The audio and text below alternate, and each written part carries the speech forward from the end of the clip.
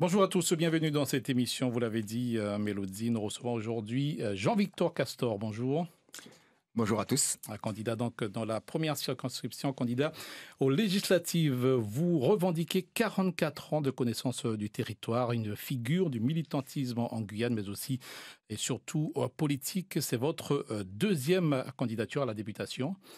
Si je ne me trompe pas, dans cette première circonscription, 20 ans après la première tentative, qu'est-ce qui vous fait courir encore à 60 ans? J'étais sportif de haut niveau, donc j'ai de l'endurance et je sais accélérer quand il faut. Ouais. Non, mais bon, sérieusement, je pense que la pandémie, les 2 ans qui viennent de s'écouler, alors à l'échelle mondiale, il y a des choses qui pour moi me paraissent insupportables, inacceptables, c'est-à-dire des mesures liberticides où on porte atteinte à la dignité des gens. Et puis bien sûr, localement, cadenasser un pays pendant 2 ans, sciemment. Je ne sais pas si on nous a utilisé comme pays, la Guyane n'était pas la seule concernée. J'ai dit que nous sommes le seul territoire à avoir été cadenassé pendant 2 ans, et je l'affirme. C'est-à-dire confinement et couvre-feu, sur une période aussi longue. On a peut-être servi de cobaye, mais en tous les cas, ce que je sais, c'est que notre économie, qui était déjà quasi inexistante, a beaucoup souffert. Donc ce sont des artisans, des petites entreprises qui ont fermé. Ce sont des soignants qui ont été suspendus, alors que nous avons un désert médical. C'est un chantage même. Je ne sais pas si vous vous rendez compte qu'on dise à quelqu'un vous ne pourrez plus travailler. Cette personne a fait des études. Elle a une vocation. Une vocation qui est noble en plus, qui s'attache à notre santé. Et derrière, il n'y a pas de mesure. Donc du coup, oui, je pense que ça a réveillé en moi. Je n'ai jamais accepté les injustices. Et du coup, je me suis décidé. Alors même si, comme vous le savez, mon engagement il ne date pas donc de la pandémie, mais très sincèrement, je me suis préparé depuis plus d'1 an pour cette élection. Alors, on va y revenir, parce qu'il y a des choses qui sont inacceptables et qu'on nous prépare à nouveau. Alors, on va y revenir, mais de toute façon, le député que vous auriez été, par exemple, dans cette période-là, vous auriez fait quoi? En tous les cas, je n'aurais pas tenu une parole publique en Guyane et dire le contraire en France. Je ne serais pas sorti de la préfecture en menaçant le préfet et 2 jours après, ne rien faire. Vous vous rappelez de ces ultimatums de nos élus? Je ne suis pas de cette trempe-là. C'est-à-dire que on peut au moins m'accorder ça, c'est-à-dire une constance, une continuité dans mes propos, dans ma posture et dans mon attitude. Et je suis très ravi d'entendre aujourd'hui tous ces candidats qui découvrent que la France ne souhaite pas développer la Guyane, qui découvrent qu'il faut un rapport ferme et solide face à l'État, qui découvrent que la question de la restitution du foncier, que c'est quelque chose d'essentiel. Mais en fait, ces gens-là sont-ils vraiment sincères? Moi, ça fait 44 ans, effectivement, que je suis sur un positionnement qui est vent debout contre ces attitudes, parce que je pense, très sincèrement, que nous sommes une population, un peuple, qui a le droit de s'émanciper. Alors, on rappelle que cette émission est interactive, donc vous pouvez participer. On attend vos questions tout à l'heure au 31 9000. Alors, le MDS, le mouvement de décolonisation et d'émancipation sociale, existe depuis 1991. Vous avez pris part à 3 élections législatives, 97 avec Maurice Pindar, vous, Jean-Victor Castor, en 2002, et Fabien Canavi en 2012. Où est la relève de votre mouvement? Alors la relève, elle est là. Moi, je pense qu'on est sur une fonction qui nécessite beaucoup d'expérience. Vous voyez que, par exemple, moi, je viens de démissionner du conseil municipal de Matoury. J'ai cédé la place à Madame Alphonsine Vanessa, qui est une jeune, qui est formée politiquement, au même titre que ma remplaçante, Éline Grand-Émile. On pense vraiment, nous, que les élus doivent être formés politiquement. Il s'est passé quelque chose sur notre territoire depuis la fin des années 90. Maintenant, on se réveille, on veut être élu. On ne se forme pas.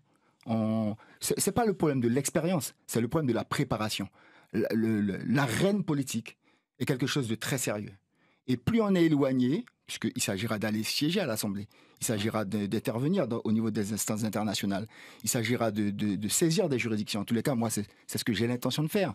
Il s'agira d'être vent debout face aux administrations de l'État qui entravent, telles que l'ONF aujourd'hui, qui entravent nos modes de vie, qui entravent notre capacité à développer donc, notre filière forestière, etc. Donc, ce sont des attitudes qui nécessitent de la formation politique.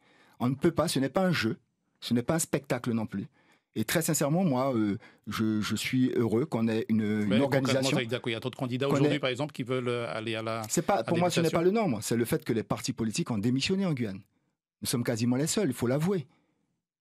À être restés constants, qui nous faisons de la formation politique, nos militants sont formés, et tous les jeunes que vous voyez qu'on a une campagne qui est extrêmement dynamique. Tout le monde le reconnaît. Pourquoi? Parce qu'on s'est préparé. Alors, moi, je ne me suis pas réveillé un matin, je me suis dit, bon, allez, j'y vais. Mais le fait qu'il y ait beaucoup de candidats, moi, je ne trouve pas ça comme étant un drame. Je dis, si ces candidats-là sont préparés et ont travaillé vraiment à cette candidature, se sont formés politiquement, ah ben, moi, ça ne me pose aucun problème. Je rappelle qu'en Guadeloupe, il y a 5 ans, il y avait près de 80 à 85 candidats. Alors, juste avant d'entendre notre premier auditeur, Christian, en 2017, le MDS a renoncé à présenter un candidat à la suite des mouvements sociaux, hein, évoquant à l'époque la rupture entre les élus et la population mise en avant lors de ces mobilisations. Les choses ont changé, selon vous, 5 ans après, le contexte est plus favorable pour que vous puissiez revenir? Moi, je pense qu'il y a une forme de maturation. Enfin, les gens sont de plus en plus mûrs. C'est-à-dire que, je viens de vous le dire, si les candidats qui sont là, et même certains qui étaient complètement à l'opposé de nos positions, et qui se réclament aujourd'hui des positions que nous avons tenues depuis 30 ans, c'est parce qu'ils se rendent compte que au sein de la population, il y a une forme de maturité. Et que les gens, voilà, ceux qui s'amusent quand ils font du porte-à-porte, ne votez pas pour Castor, voilà, ces gens-là, c'est l'aventure. On ne parle plus de ça. Il y en a qui continuent à le faire, mais publiquement, ils ne peuvent plus porter cette parole-là telle qu'elle. Parce qu'il y a une maturité. Il y a des gens qui n'ont jamais voté pour nous, qui vont voter pour nous. Vous savez, je vous parle, je suis extrêmement confiant. Il y a un basculement qui doit se faire et qui se fera. Parce que on voit que la Guyane, elle est en train de s'effondrer. Mais elle s'effondre parce que notre classe politique traditionnelle, nos élus traditionnels, ont changé de voie. Vous savez, certains parlent aujourd'hui de M. Castor ou de M. Ottilie, etc. C'était quoi ces gens-là? C'était des gens qui disaient à l'État, je construirai quand même une école ici. Je ferai des ponts quand même. Même si on va endetter la région, mais je les ferai. Parce que les bacs, c'est terminé. Je mettrai des centres de santé. Parce que l'État n'en mettait pas. Il faut que les jeunes sachent que l'État n'a jamais mis de centre de santé dans les communes de l'intérieur. C'est un élu qui a pris ses responsabilités et ce n'était pas des compétences du Conseil général. Il l'a fait. Donc, depuis pratiquement la fin des années 80, moi je vous parle de politique, de choses très sérieuses, nos élus ont capitulé. Parce qu'ils sont restés dans le cadre, voilà, je suis un bon gestionnaire, regardez ma collectivité, elle est excédentaire. Une collectivité n'est pas faite pour être excédentaire. Donc pour vous, là, pour que la Guyane s'en sorte, c'est qu'il faut vraiment faut sortir du cadre. Et bien sûr, vous savez, on a fait un bilan. Le bilan de nos parlementaires, c'est lequel? De nos derniers parlementaires notamment. Ils sont eux-mêmes venus sur vos plateaux dire, nous avons écrit, nous avons parlé et nous n'avons pas été entendus. Jean-Victor Castor ne reviendra pas, une fois qu'il sera élu député, dans 5 ans, vous dire que j'ai écrit, que j'ai parlé, que je n'ai pas été entendu. C'est-à-dire que l'élu, sa légitimité, elle sera partielle. Toutes ces personnes ont été élues avec 7 000, 8 000 voix. Nous avons 350 000 habitants sur ce territoire. Donc, la légitimité électorale, elle est partielle. Donc, il faudra la construire. Une fois que j'habillerai donc cette fonction, je reviendrai en Guyane pour construire cette unité qui est nécessaire. Pas une unité de façade, pas une unité uniquement avec, on va dire, notre élite politique. Mais il s'agit vraiment d'avoir une unité au sein de la population. C'est compliqué, vous pouvez le reconnaître aussi qu'aujourd'hui, c'est compliqué de créer cette unité-là au sein du peuple guyanais. Non, on n'a pas le choix, madame. On n'a pas le choix. Si vous voulez vous faire respecter du président de la République qui ne vienne pas ici nous dire « Écoutez, je ne suis pas le Père Noël », il faut être fort politiquement. Il faut être fort dans la personnalité politique, dans la constance. Il faut être intègre. Il ne faut pas tromper dans des affaires. Et puis voilà, c'est tout ça. C'est un ensemble. Vous comprenez? Et donc, moi, je veux, pour mon pays, pour mon territoire, pour tous les habitants de ce territoire, quels qu'ils soient, à partir du moment où ils l'aiment, qu'ils veulent y vivre, qu'ils veulent le respecter, eh bien, moi, je veux que nos élus soient à l'image de cette aspiration-là. Parce que sinon, on va toujours être là, à pleurer, à pleurnicher. Oui, pourquoi on n'a pas ci, pourquoi on n'a pas ça, comment ça se passe? Vous vous rendez compte de l'état de notre système de santé que nos élus valident quand nous installe un CHU dans l'ancien hôpital de Cayenne? On va y revenir. Jean-Victor Castor, ce ne sera pas ça. On va y revenir, Jean-Victor Castor. On accueille Christian au bout du fil. Bonjour, Christian. Oui, bonjour à tous. Écoutez, j'admire la cohérence. Je voudrais saluer l'homme politique, Jean-Victor Castor. Et moi, quand je dis ça, qui est sérieux, parce que c'est pas d'hier qu'il est là. J'admire sa cohérence, son antériorité, son historique. Il a payé même de sa chair l'amour de son pays.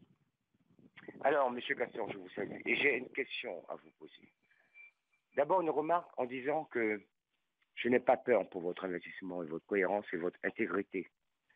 Je sais que si vous êtes député, vous allez au bout de vos idées. Alors après, on les apprécie ou pas, mais je sais que vous saurez être cohérent. Et c'est ce qui manque à nos hommes politiques, de ne pas être cohérents. Ils ne sont plus cohérents, ils sont divisés. L'unité politique que vous programmez, que vous préconisez, est la seule chance de notre pays. Monsieur Castor, je ne vais pas faire un discours, je vous pose une question. Notre jeunesse est en désarroi. Notre jeunesse est désarticulée. Nos familles ont implosé. On se tue autour du quartier, à travers le quartier. Monsieur Castor, avez-vous un projet, pas simplement réactionnel, parce qu'on va réagir, on va mettre de la police, on va dire ceci, on va dire cela. Et y a-t-il un projet avec anticipation, cohérence et systémique, c'est-à-dire tout le monde doit se mettre autour de l'éducation, de la formation pour notre jeunesse, parce que c'est l'avenir de notre pays. Avez-vous pensé à ce programme que j'appellerais un projet de santé de l'enfant et de l'adolescent pour la Guyane? Je vous remercie, M. Castor, et je vous dis... Merci. Merci, Christian. Avant de répondre, on prend tout de suite Kalou, un autre auditeur. Bonjour. Oui, bonjour. Une auditrice, autant pour moi. Allez-y. Oui, Kalou, enfin Clara, Kalou, hein. Donc, je soutiens Monsieur Castor. On m'entend là? Oui, Oui, il oui, faut oui. juste que vous écoutiez dans l'écouteur et pas la télé. Oui, alors, donc, bonjour Monsieur Castor. Hein. Bonjour, Bon, bonjour. On se connaît. Hein. Bon, je connais. Bon, est-ce que je peux me permettre de dire que ça fait longtemps qu'on se connaît? Même, je peux citer le nom de la dame, Jacqueline. Bon, ça fait longtemps. Hein. Donc, voilà. Donc, maintenant, je peux dire que je vais te suivre. Voilà. Je ne vais pas dire vous, je vais te suivre. Parce que je vois que tu vas dans le sens que moi aussi, je ne suis pas indépendantiste, hein, rien. Je suis plutôt, on me dit, procédurière. Donc, je veux te faire confiance et je veux croire en comment on dit ça, l'avancée de la Guyane. Enfin, je parle les grands mots de France, étymologiques des termes, mais je veux croire en toi. Je veux croire en toi, je dis Castor, parce que tu as lutté, ça fait des années, et j'étais à tes côtés, moi je suis ta génération. Donc, voilà. Donc, je n'ai pas lutté au sein de ton organisme, hein, au sein de ton groupe, là. Est-ce que vous avez une question, Kalou, s'il vous plaît? Non, je n'ai pas de question. Simplement, je lui dis de poursuivre son programme. On n'a pas besoin de dire quel est son programme. C'est toujours le même. Et dire que les jeunes sont en désarroi, je ne suis pas d'accord. Non, je ne suis pas d'accord avec l'histoire de les jeunes sont en désarroi. On est tous passés par là. Merci, Kalou. Quand on était plus jeune, on a fait des bêtises. Et les parents étaient là pour nous redresser. Kalou, merci. On va laisser Jean-Victor Castor réagir, puisque sinon on n'aura plus le temps. Merci beaucoup pour votre intervention. Alors, on va prendre d'abord la question de Christian, Jean-Victor Castor. De toute façon, je remercie les deux personnes qui viennent de parler. C'est toujours bien d'entendre les soutiens. Ce que je veux dire, c'est que la jeunesse, c'est un sujet qui est tellement vaste. Et c'est grave, ce qui se passe. Et la personne qui vient de parler, elle dit, elle ne veut pas raisonner comme ça. Parce qu'effectivement, je pense qu'elle veut parler de ces jeunes qui réussissent et qui s'en sortent. Qui s'en sortent malgré le fait qu'ils ne soient pas accompagnés. Bon. Vous savez, mon dada, j'ai exposé très clairement dès ma déclaration de candidature que la priorité, c'est la restitution du foncier. Je le dis très clairement aux personnes qui nous écoutent, ce n'est pas une utopie. En Nouvelle-Calédonie, l'État était propriétaire de 78% des terres. L'État n'est plus propriétaire des terres. Ce qui est une exception, c'est la situation dans laquelle nous sommes en Guyane et nous sommes les seuls à la tolérer. M. Canavi a été auditionné par la police parce qu'il a coupé un petit arbuste. Il a demandé aux policiers où est le titre de propriété de l'État. Donc ces gens ont décidé, donc je parle de l'État, de façon déclarative, de dire que les terres appartiennent à l'État et que à partir de là, on nous a dépossédés. On nous a déracinés. Vous savez, la conscience humaine, il n'y a pas un peuple, il n'y a pas une population dans le monde qui peut accepter ce que nous acceptons. Mais une fois qu'on a fait ce constat-là... Ce n'est pas un constat. Ce n'est pas un constat. Vous savez, souvent vous dites, le constat. Il s'agit de dire la vérité aux gens. L'État n'est pas propriétaire des terres. L'État s'est approprié de façon illégitime et illégale les terres de Guyane. Alors comment changer ça alors ? Comment changer ça ? Je veux simplement vous dire que nous, il y a plus de 20 ans, avec d'autres, mais nous personnellement, nous avons créé 2 associations, notamment l'association de la Ténougongon. Nous avons installé 100 familles sur des terres à Monsineri. À l'époque, on nous disait, vous êtes fous, il y a que péter votre train. On l'a fait. Aujourd'hui, ces 100 familles, elles ont leur titre de propriété. C'est du concret. Il faut le faire à grande échelle. Vous savez, quand vous n'êtes pas écouté, on parlait d'Eli Castor récemment. Vous savez qu'il avait eu des propos très durs vis-à-vis de l'État à l'époque. Et ça lui en a coûté. Moi, je sais aussi ce que c'est que le prix de l'engagement politique. Moi, je veux simplement vous dire qu'il faut cesser de dire aux gens que ce sont des constats. Parce qu'on doit expliquer à notre jeunesse qu'elle est légitime sur cette terre. Et que c'est parce qu'on est légitime, c'est parce que l'État est en situation de totale illégalité que l'action publique, que l'action politique, elle peut avoir de la portée. C'est-à-dire qu'aujourd'hui, il faut saisir les institutions.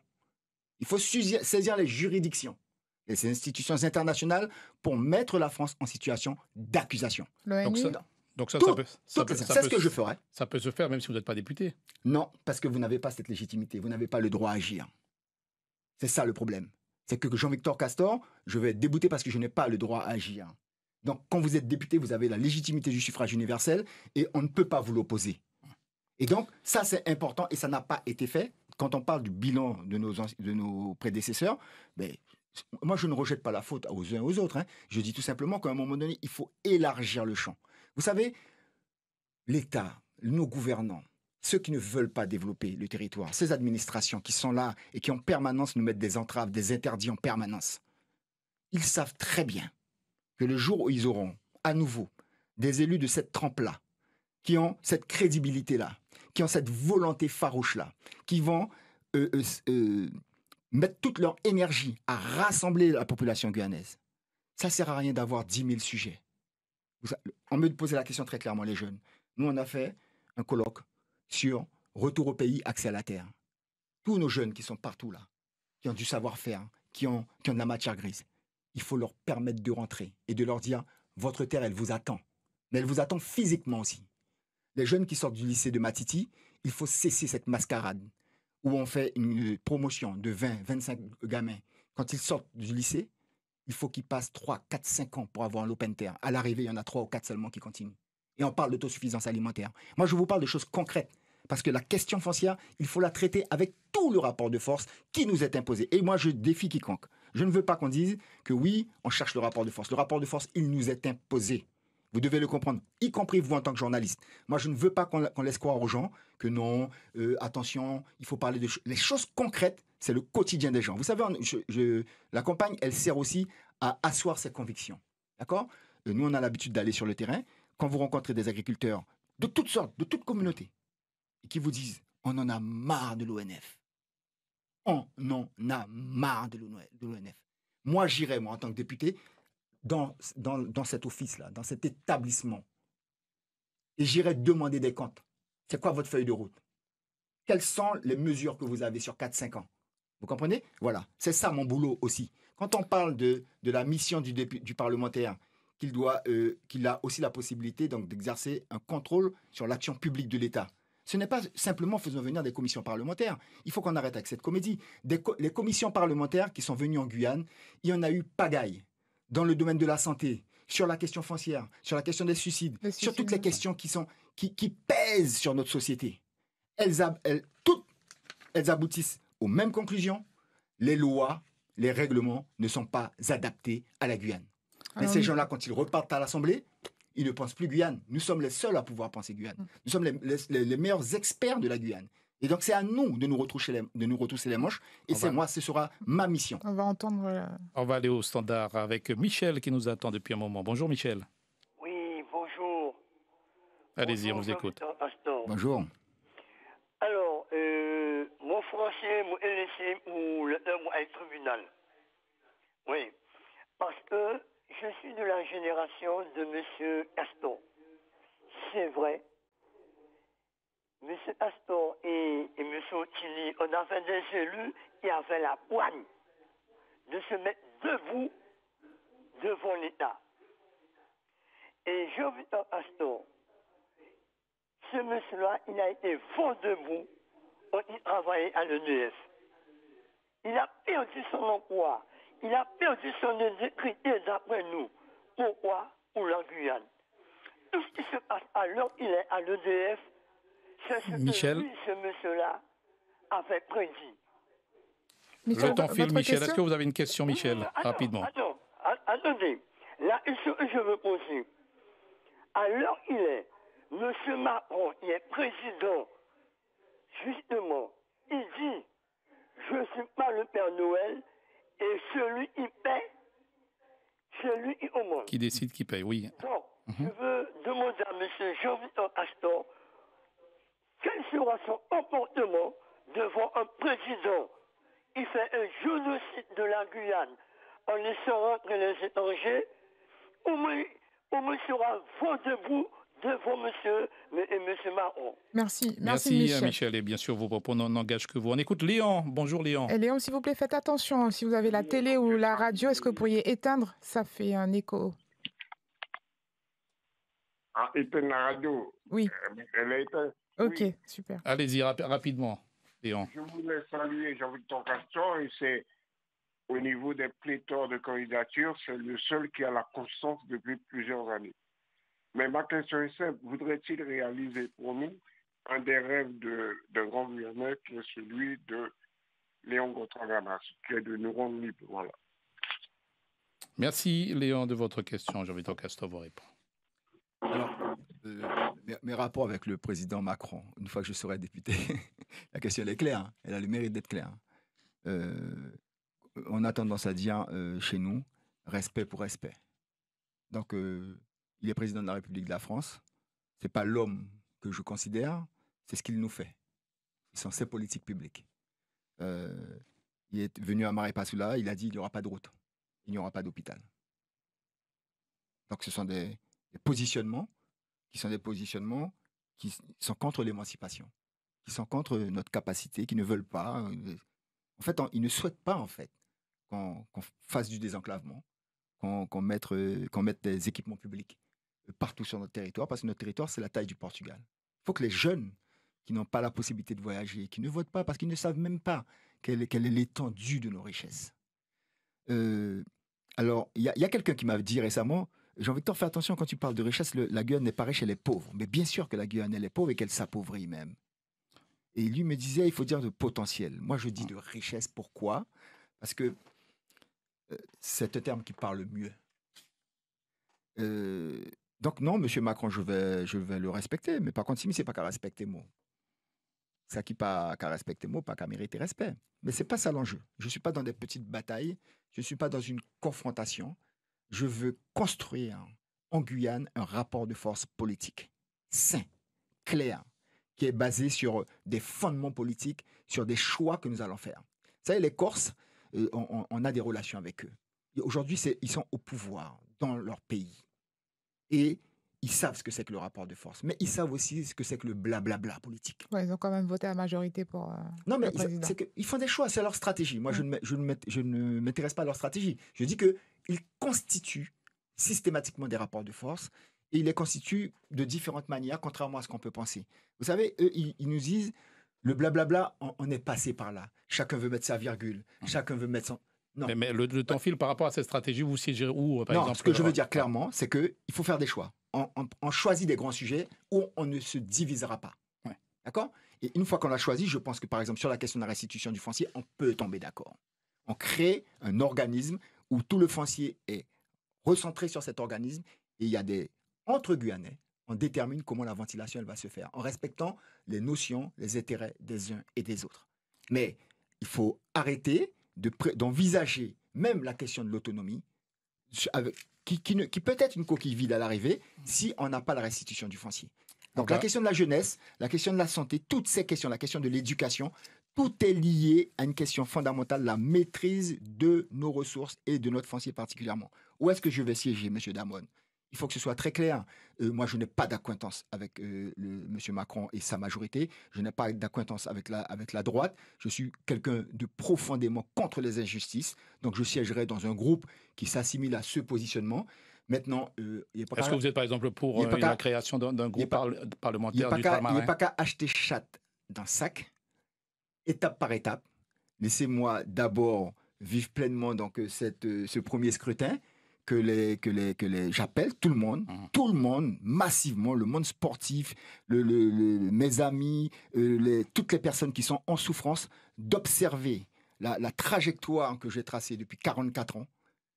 Je sais que ça va être difficile, je sais qu'il y aura des embûches, je suis préparé à ça, je suis formé à ça.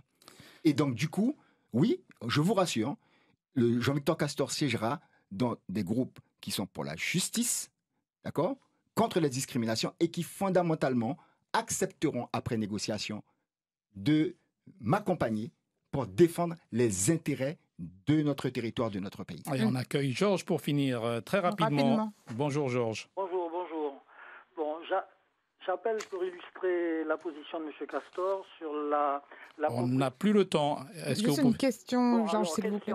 Question. Qu'est-ce que vous pensez du fait que l'État s'introduit dans le capital de la SAFER avec comme participation 20 000 hectares? Est-ce que c'est sa façon de payer? Moi, j'estime que l'État n'a jamais acheté ce terrain. Je ne comprends pas pourquoi on se satisfait que sa seule participation dans le capital de la SAFER, ce soit la donation d'un terrain qui ne lui a jamais appartenu. Jean-Victor Castor va vous répondre. Merci. Alors, ma réponse, elle sera globale. Jean-Victor Castor, il est contre les choix au rabais. Vous êtes connaître Dolo Créola, Miova les cracher, passer été gorge sec. C'est ce qu'on a fait. C'est ce qu'on fait depuis près de 30 ans. Et c'est la raison pour laquelle notre pays est en train de s'effondrer. Donc, à un moment donné, il faut avoir de l'ambition pour ce pays. Je vous rappelle, il faut un CHU neuf. Il faut prendre la décision maintenant.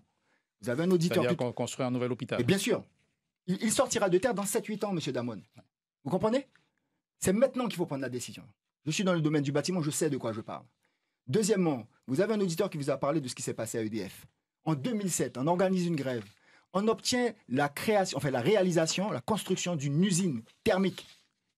Nous sommes en 2022. Les gens qui nous écoutent, nous sommes en 2022. Cette usine n'est pas sortie de terre. Je rappelle que cette grève, effectivement, j'en ai payé le prix. On m'a mis à la porte d'EDF. Le PDG a dit, c'est une affaire entre M. Castor et moi. C'était une affaire d'État. L'évêque de l'époque, M. Otili, enfin, tout le monde, tous les élus, Mme Toubira sont allés voir le PDG Roussely. C'est une affaire entre M. Castor et moi. Vous savez, moi j'ai une tête, moi j'ai mon main. Tout le monde dit, mon péquet trappe travail. Donc, je sais de quoi je parle. Ce que je n'accepte pas, c'est qu'on nous tourne en bourrique. Parce que tout le monde savait qu'en allant installer cette usine thermique, là où il propose, au Larivot, avec un pipeline qui va sortir de dégradé Cannes, sur 15 km pour arriver au Larivot, mais on est dans quel pays? Et moi, je reproche à cette classe politique qui, en permanence, se sont amusés à sortir des épouvantails contre nous. Et aujourd'hui, on vient tenir des discours en tant que candidat en faisant croire que je suis pour la restitution du foncier, il faut être ferme vis-à-vis de l'État, etc. C'est de la mascarade politique. L'émission touche à sa fin. Rapidement, votre slogan de campagne, on n'a pas pu tout évoquer malheureusement. C'est le moment pour qui? C'est le moment pour la Guyane, d'abord. Et puis peut-être pour moi aussi, parce qu'in fine, je pense que ce sera ma dernière candidature pour une élection, on va dire, sur ma personne. Merci. Voilà. Merci Jean-Victor Castor. En tous les cas, je suis extrêmement confiant et je suis prêt, et toute mon équipe aussi. Merci Jean-Victor Castor. Confiance à notre population. Voilà, merci Jean-Victor Castor d'avoir accepté notre invitation candidat dans la première circonscription. Votre remplaçante est Éline Grand-Émile. Merci. Voilà, quelqu'un de classe.